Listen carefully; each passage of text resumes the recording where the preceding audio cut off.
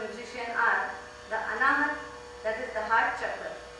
It is responsible for inner harmony, inspiration, regulating rhythm and time sense, smooth movement and emotional balancing required for music. According to yogic view, sound is first activated in the heart chakra before being expressed to the throat chakra. 2. The Vishuddha chakra, that is the throat chakra. It is responsible for self-expression, communication skills, voice, self-confidence and artistic creativity. Any musical expression and musical creativity, be it vocal or instrumental, is regulated and artistic creativity. Any musical expression and musical creativity, be it vocal or instrumental, is regulated by the throat chakra. 3. The Ajna or the third eye chakra. It is responsible for all brain activities, neuromuscular coordination, hearing, wisdom, intuitive creativity, imagination, thinking, logic, analyzing, memory, harmony with the supreme, and mastering of self-activities and thoughts. Regular physical exercises done by a musician, including those taught as part of music lessons and practice, do not bear the subtle qualities of activating these chakras and receiving extra cosmic energy. Also, the latent potential of our being cannot be activated by them. On the other hand, the yogic postures activate the energy plexuses, that is the chakras, to receive extra energy.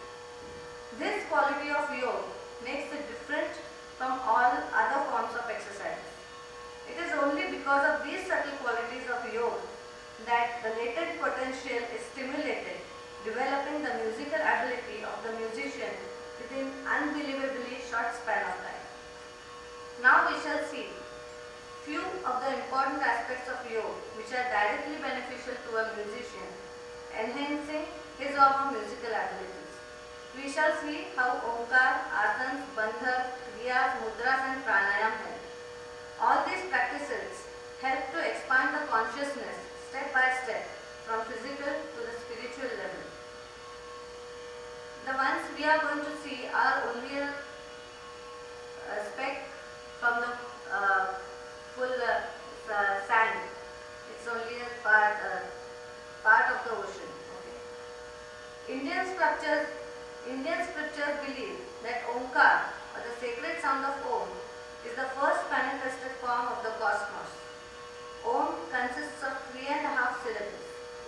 A as in moral, U as in true, Ma as in hum. The last half syllable is an extension of the vowel sound of the Ma. It is sounded by raising the focus of the breath pressure of Ma from the hard palate to the head region. Om can be pronounced or chanted in many different ways. We will see one of them. It can be chanted either as Om or Uma. Anyway, we will see one of the ways.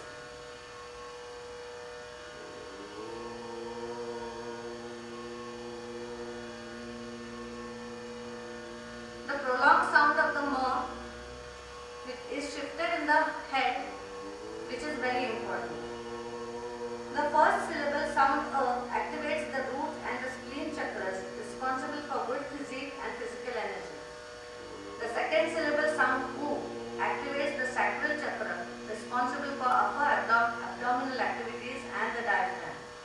The sounding of these two syllables cleanses the abdominal resonators and energizes a musician.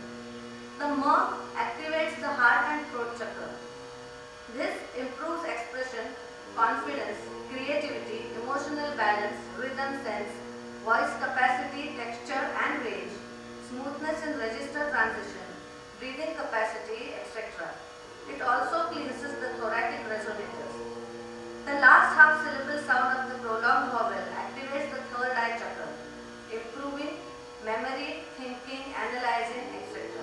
It also cleanses the head sinuses, which help in making the voice sweet and melodious.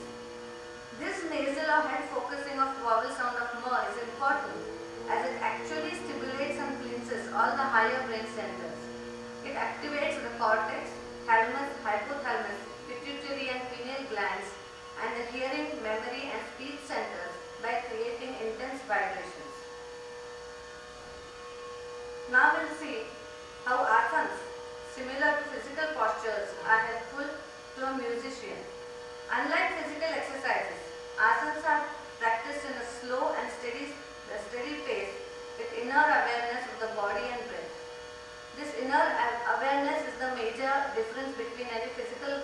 any other physical posture and a yogasana. Now we will see Parvatasana.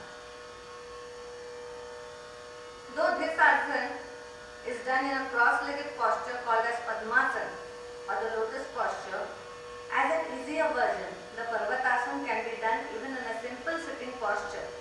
For a musician, it will give the requisite results. Here, the dead air space and unused air sacs in the upper lobes of the lungs. You can see the hands are raised upwards and these upper lobes of the lungs are activated. This helps in better breathing capacity, a must for any musician, as all musical expression is dependent on breathing directly or indirectly. As it is important for singers, it is also important for instrumentalists. Another asana which builds up the breathing capacity is the Parivartit Chakrasana. Here also we can see that like Parvatasana, the air sacs and the dead air space get activated. Also the breathing muscles are developed, increasing